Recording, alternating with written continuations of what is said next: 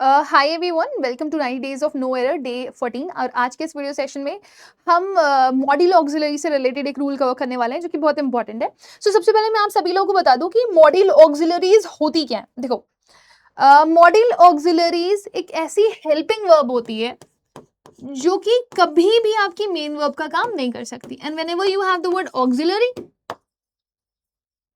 Auxiliary is always helping verb, right?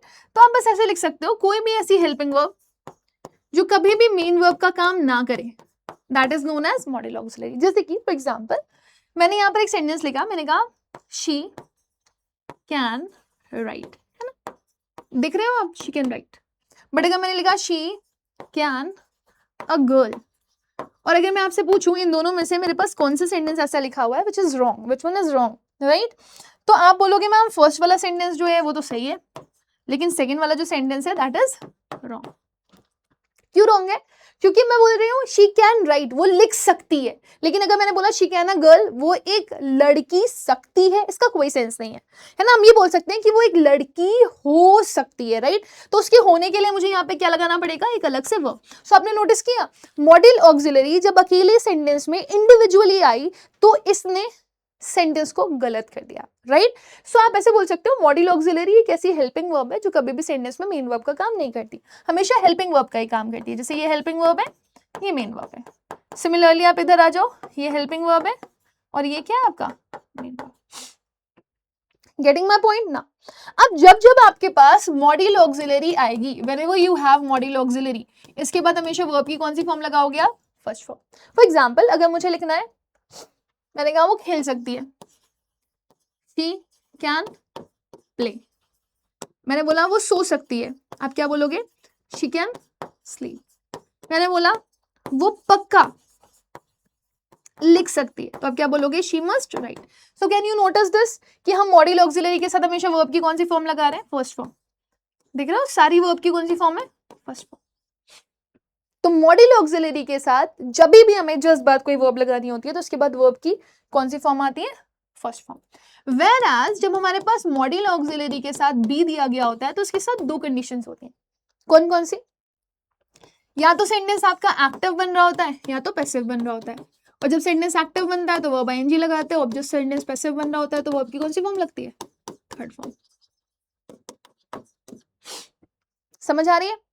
तो module auxiliary के साथ बी जब भी लगा हुआ आएगा तो वर्ब की आईएनजी फॉर्म एक्टिव सेंटेंस में लगाओगे और वर्ब की थर्ड फॉर्म पैसिव सेंटेंस में लगाओगे। एक्टिव सेंटेंस कब बनता है? जब आपका सब्जेक्ट वर्किंग होता है, ठीक है? और पैसिव सेंटेंस कब बनता है? जब आपका सब्जेक्ट कैसा होता है? Non verb.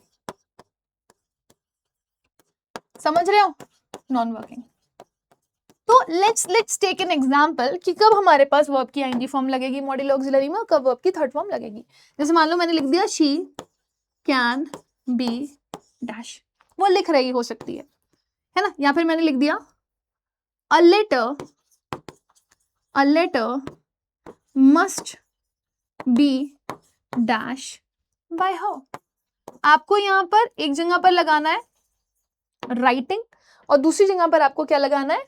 Written, right? सो नोटिस करना, देखो यहाँ पे मॉड्यूल ऑक्सिलरी के साथ बी लगा हुआ है, यहाँ पे मॉड्यूल ऑक्सिलरी के साथ बी लगा हुआ है। मुझे या तो वर्ब की आईएनजी फॉर्म लगानी है या तो वर्ब की कौन सी फॉर्म लगानी है? Third form. अब ये मैं कैसे डिसाइड करूंगी? सब्जेक्ट से। देखो शी, अगर मैं बोलूं शी, क्या शी लिख सकती है? तो आप बोलोगे हाँ मैम शी लिख सकती है। तो मैं शी के साथ ये नोटिस कर पा रही हूं कि ये सब्जेक्ट जो है मेरा ये कैसा है? ये वर्किंग है। और जब मेरा सब्जेक्ट वर्किंग होता है तो मैं हमेशा वर्ब की कौन सी फॉर्म लगा करके आऊंगी? ING form. मॉड्यूल ऑक्सिलरी के साथ अगर बी आएगा तो वर्ब की आईएनजी फॉर्म आएगी। अगर आपका सब्जेक्ट क्या होगा? वर्किंग, तो मैं क्या लिख सकती हूँ? She can be right. Whereas look at this, यहाँ पे सब्जेक्ट देखो क्या लिखा हुआ है? A letter. अ लेटर हमेशा कैसा सब्जेक्ट होता है? ये अपने आप लिख सकता है? नहीं, ये नॉन वर्किंग सब्जेक्ट है। तो जब भी आपका सब्जेक्ट नॉन वर्किंग होता है तो सेंटेंस हमेशा किस में जाता है बेटू? पैसिव में। और पैसिव में जाता है तो वर्ब की कौन सी फॉर्म आती है? Third form. मॉड्यूल ऑक्सिलरी के बाद बी लिखा हुआ है तो वर्ब की थर्ड फॉर्म आएगी अगर आपका सब्जेक्ट कैसा होगा? Non working. So I hope ये क्लियर है, दिस इज वेरी इंपॉर्टेंट, ठीक है ना? अब बहुत सारे बच्चे इस चीज में कंफ्यूज होंगे कि मैम मॉड्यूल ऑक्सिलरीज कितनी होती हैं? तो मेजरली आपकी जो मॉड्यूल ऑक्सिलरी होती है बेटा वो 13 होती हैं। मॉडल्स होती है ना, एटीट्यूड होता है ना, तो उनको आप एक टर्म से लर्न कर सकते हो। तू तेरा देख, ठीक है, मैं मेरा देख लूंगी। तो कौन कौन सी मॉड्यूल ऑक्सिलरीज होती हैं? कैन का पास्ट, शैल का पास्ट, शुड, विल का पास्ट, वुड, ठीक है ना, मे का past, might.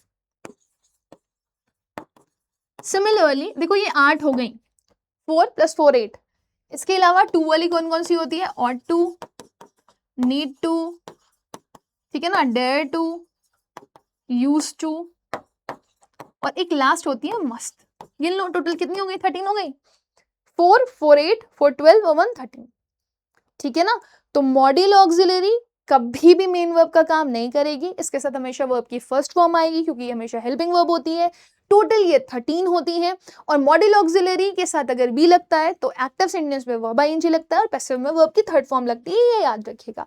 Right now let me just give you 2 questions और 3 questions so that you people can give me the answer. मैंने कहा they should worked hard, आपने बताना है फर्स्ट वाले सेंटेंस में एरर क्या है।